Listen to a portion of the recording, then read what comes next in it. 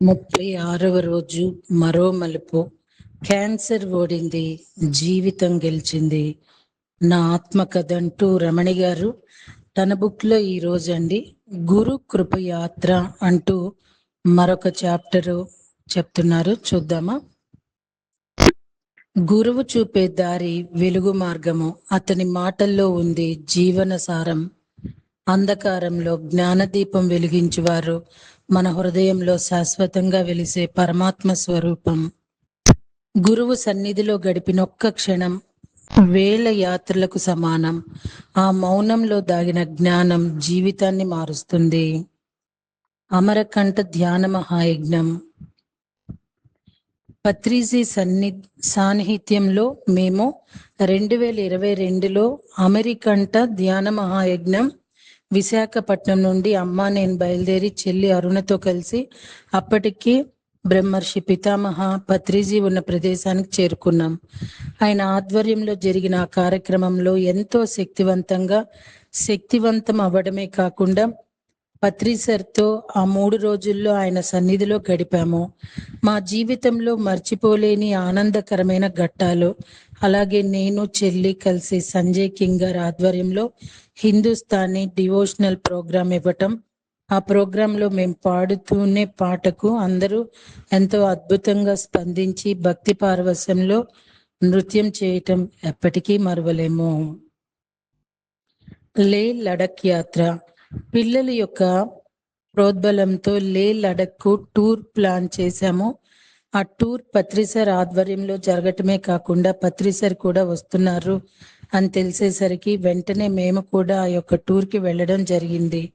2021 June నెలలో లేలాదక్ ఆధ్యాత్మిక ధ్యాన యాత్రకు నేను చెల్లి కలిసి 11 రోజుల సుదీర్ఘ యాత్ర. మంచు కొండల్లో, మేఘాల్లో, లోయల్లో, గుట్టల్లో, కొండల్లో ఆ ప్రకృతి సౌందర్యానికి నేను చెల్లి అరుణ ఎంతో మంత్రముగ్ధులమయ్యాము.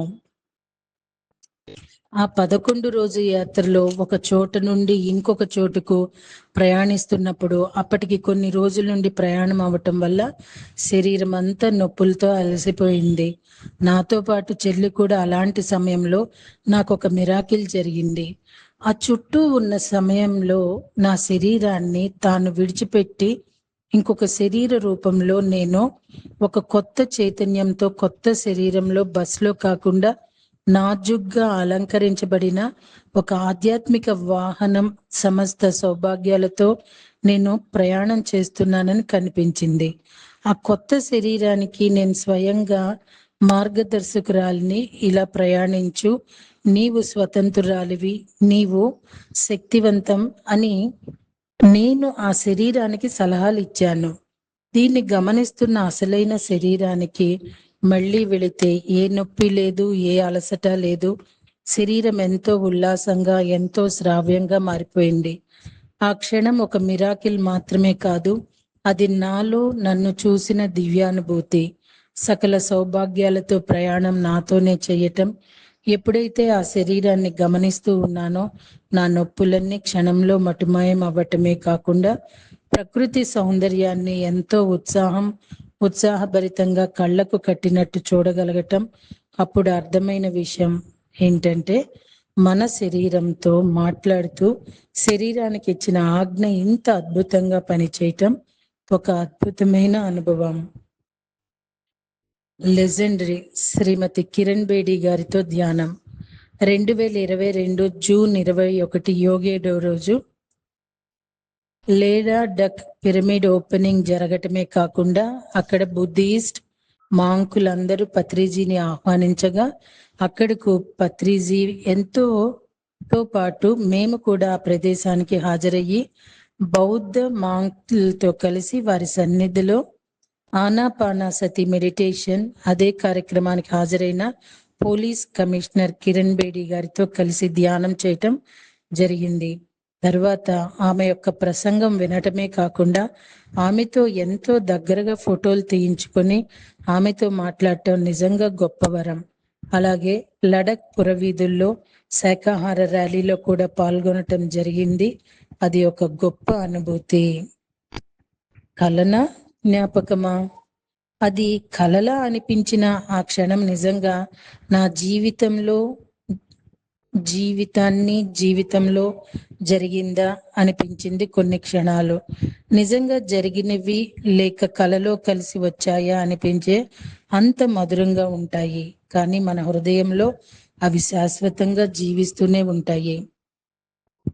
సెప్టెంబర్ 30 చెవులో పదే పదే సౌండ్ వస్తుంది. సెప్టెంబర్ 30 నేను ఎక్కడ ఉన్నాను? ఇంతసేపు ఏం జరిగింది? అరే, నేను హోమియోపతి ఎక్కిరాల కృష్ణమాచార్య ఆశ్రమంలో ఉన్నాను. మెడిసిన్ కోసం వచ్చాను కదా. ఓకే, నాకు మెడిసిన్ ఇచ్చేలోగా ఆలోచనలోకి వెళ్ళిపోయాను. మొత్తం 49 సంవత్సరాల జీవితం కంటి ముందు రీల్లా తిరిగింది. ఇది నా ప్రయాణం. నేనెక్కడున్నాను అని చూసుకుంటే అప్పుడు అర్థమైంది.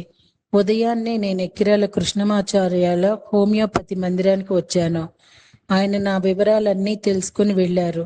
నేను మెడిసిన్ కోసం వెయిట్ చేస్తున్నాను. జీవిత పుటలు ముగియదు. అవి నిరంతరం మరొకరి ప్రేరణగా మారాలి. ప్రతిదానికి శాస్త్రం ఉంది. శాస్త్రం తెలుసుకుంటే పండితుడు, శాస్త్రం తెలియకపోతే పామరుడు అంటున్నారు బ్రహ్మర్షి పితామహ పత్రిజీ.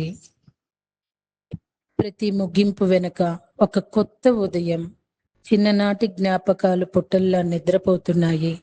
కానీ ఆ స్వప్నాల శబ్దం ఇంకా హృదయంలో మారు మ్రోగుతూ ఉంది. ఈ పేజీ ముగిసిన జీవన కథ ఇంకా రాయాల్సి ఉంది.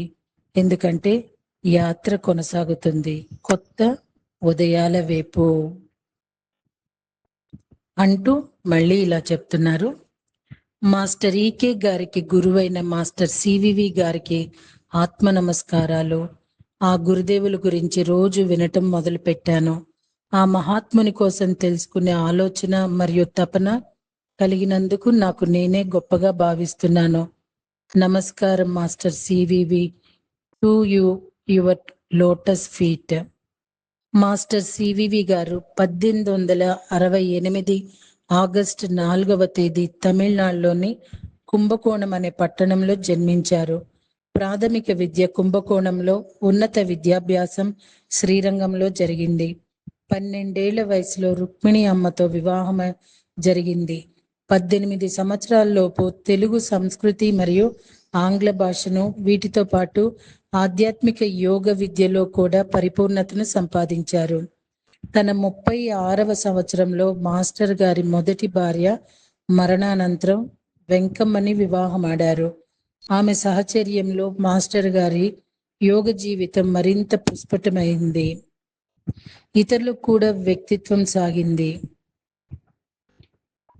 వారు యోగిగా వికసించి మాస్టర్గా వెలుగొందారు.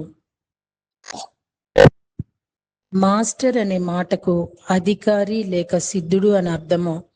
మొట్టమొదట ఈ పదాన్ని రష్యన్ యోగిని మేడం బ్లవట్స్కి ఉపయోగించారు. వెంకమ్మ గారి స్థూల శరీరం నుండి సూక్ష్మ శరీరం, కారణ శరీరాలు సౌర కుటుంబంలో పంపి అందరి శరీరాలు సరిచేసి వేరే వేరే పని చేయటం ఆరంభించారు. ఆమె గ్రహాల్లోకి, సౌర కుటుంబం లోకాల్లోకి వెళ్ళి విషయాలు రహస్యంగా తెలుసుకొని ఈ లోకానికి తెలియపరిచారు. మానవ జాతి ప్రజ్ఞా పరిణామాలు గ్రహించి దాని వికాసం కొరకు గొప్ప ప్రణాళిక రూపొందించారు. తత్ఫలితంగా మన శరీరాలు 1910వ సంవత్సరాన అసాధారణ అపాకృతమగు వికాసములకు గురి చేసిన అప్పుడు జరిగిన 1-2 సంఘటనలు ఈ అధ్యాయంలో మాస్టర్ గారు వర్ణించి ఇచ్చారు. 1910 సంవత్సరం పెద్ద వెలుగు వంటి మెరుపు తన ఇంటిపైన పడింది. ఆ వెలుగు హేలీ అనే తోకచుక్కకు సంబంధించింది అని మాస్టర్ సివివి గారు చెప్పి ఉన్నారు. పెద్దపాటి పిడుగు యొక్క మెరుపు వెలుగును చూసి ప్రజలు భయభ్రాంతులై చుట్టుపక్కల ప్రజలు వచ్చి పరిశీలించగా ధ్యానంలో నిమగ్నులై మాస్టర్ గారు కనిపించారు. మాస్టర్ సివివి గారు నిర్వహించబోయే కార్యక్రమంనకు అంతరిక్ష ప్రజ్ఞ, ప్లానిటరీ ఈథర్ సహకరించటం ఈ సన్నివేశానికి కారణం. అప్పటి నుండి మాస్టర్ గారు సంభాషణ మరియు సందర్శన పొందిన వారంతా తన్మయత్వపు స్థితి పొందేటివారు. రెండవ ఘటన, మాస్టర్ సివివి గారు ధ్యాన స్థితిలో ఉండగా దంచుతున్న శబ్దం 3 రోజుల పాటు వినిపించింది. అది యంత్రంగా రాళ్ళ నుండి వచ్చిన శబ్దమని కొందరు, గుండెకు సంబంధించిందని ఇంకొందరు, అది కూడా హానికరమని అనుకునేవారు. తెలిసిన వారు మాత్రం ఆకాశంలో శబ్ద తరంగాలతో వారి ప్రణాళికకు సహకరిస్తున్నాయని గమనించారు. మాస్టర్ సివివి అనే ఆ మహామంత్రంను 1910 మే 29వ తేదీన స్థిరపరిచారు. అప్పటి నుండి ఇప్పటి వరకు ఆ రోజు మే కాల్ డే అను సాధన దినంగా ఆచరిస్తున్నారు.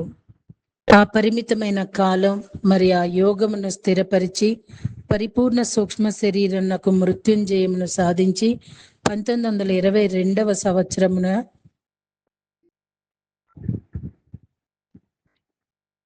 తమ స్థూల శరీరమును విడిచిపెట్టారు. తమ ప్రధాన ప్రణాళిక నిర్వహించుచు మాస్టర్ గారు కొన్ని వింతలు వ్యక్తం చేశారు. వాటిల్లో కొన్ని మాస్టర్ సివివి గారు చాలా స్పష్టంగా వివరించారు. మాస్టర్ గారి మంత్రాలు 2 విధాలు. ఒకటి ప్రేయర్, రెండవది కోర్స్. ప్రేయర్ సర్వసామాన్య యోగ మార్గాన్ని ఇవ్వబడినది. రెండవది కోర్స్ అనగా కుండలిని ప్రత్యేక సాధనకు లేదా అనేక రోగాల నుండి విముక్తి పొందుటకు మాస్టర్ గారు కోర్స్ ద్వారా ఇచ్చారు. సర్వ ప్రయోజనాలకు ప్రేయర్ ఒకటే చాలును. దాని వలన పూర్వకర్మ రాహిత్యం లభించను. ఈ ప్రేయర్ చేసేటప్పుడు ఒక ముఖ్య మంత్రం మీద ఒకే ఆకారంపై ఒకే భావనపై చేయనక్కర్లేదు. మాస్టర్ సివివి అనే నామమును 3 సార్లు ఉచ్చరించి నెమ్మదిగా మనలో ఏమి జరుగునో అనే విషయం ప్రస్తావించారు. ఈ యోగమునకు ఉపవాసాలు, వ్రతాలు, మడి ఆచారాలు అన్నటువంటి ఏ నిబంధన లేదు. ప్రతిరోజు మాస్టర్ గారి ప్రేయర్ సమయంలో నేను ధ్యానంలో కూర్చునేదాన్ని. అసలు కథ. ఈ స్మృతులు ఇప్పటికి తాకుతూనే ఉంటాయి. వైద్యంలో వచ్చిన ఆ దుఃఖం నిన్నటి విషయంలా అనిపిస్తుంది. ఆ జ్ఞాపకాలు మర్చిపోవాలంటే మనసు అనుమతించదు. ప్రస్తుతం నేను గెలవడంలో ఓడవచ్చు, కానీ ప్రయత్నించటంలో గెలుస్తున్నాను. ప్రయత్నిస్తూ గెలుస్తాను, గెలిచి తీరుతాను అని నాకు అర్థమైంది. నాకు గెలుపు ఎంతో దూరంలో లేదు. డాక్టర్లు సర్జరీ డేట్ ఫిక్స్ చేశారు. మా పాప ఇండియాలో ఉన్నప్పుడు సర్జరీ జరగాలని, అప్పుడు మాత్రమే తానే దగ్గరుండి స్వయంగా నన్ను చూసుకోవాలని అనుకున్నది. కానీ అన్ని టెస్ట్ రిపోర్ట్లు రావటానికి కొంత టైం పట్టింది. మా పాప అవిష్మా దగ్గర నుండి అన్ని టెస్టులు చేయించింది. నేను పిల్లని అయిపోయాను. ఆమె తల్లిలాగా నాకు ధైర్యం చెప్పింది. మమ్మీ, ఎలాంటి సమస్య వచ్చినా నేనే ఎదుర్కోగలను అనే భావన ఉండాలి. ఎదుర్కొనే శక్తి ఉంది నాకు, కాబట్టి సమస్య ఛాలెంజ్ మన దగ్గరికి వచ్చింది. నువ్వన్నీ ఎదుర్కొనే సామర్థ్యం నీలో ఉంది అని ఏ విధంగా అయితే ఓ తల్లి తన పిల్లల్ని హాస్టల్లో వేసినప్పుడు అన్ని విషయాలు బోధించి వదల్లేక విడిచి వెళుతుంది, అదే విధంగా మా పాప కూడా నాకు అన్ని బోధించి యుఎస్ఏ వెళ్ళడానికి సిద్ధపడింది. 2 రోజుల్లో మా పాప యుఎస్ఏ వెళ్ళే టైము, నా సర్జరీ జరగవలసిన రోజు 2 ఒకే రోజు నిర్ణయించడం జరిగింది. ముందే అనుకున్నాం ఇద్దరం, ఎవరి పనుల మీద వాళ్ళు వెళుతున్నాం కాబట్టి ఎవ్వరూ కన్నీళ్లు పెట్టుకోకూడదు. అది కూడా అమ్మమ్మ దగ్గర. మనిద్దరం ఎంత ధైర్యంగా ఉంటే అమ్మమ్మ అంత ఉత్సాహంగా ఉంటుంది.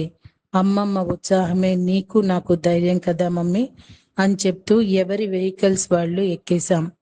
నాకు మరో తల్లి అయిన చెల్లి 2 రోజుల ముందే వచ్చింది. మేము హాస్పిటల్కి అన్ని కావలసినవి తీసుకొని వెళ్ళి మాతో పాటు శక్తివంతమైన మెర్కోబా పిరమిడ్ని కూడా తీసుకొని వెళ్ళాము. మెర్కోబా గురించి తెలియచేస్తున్నారు. మరి రేపటి రోజున తెలుసుకోవటానికి సిద్ధపడదామా అండి? Thank you.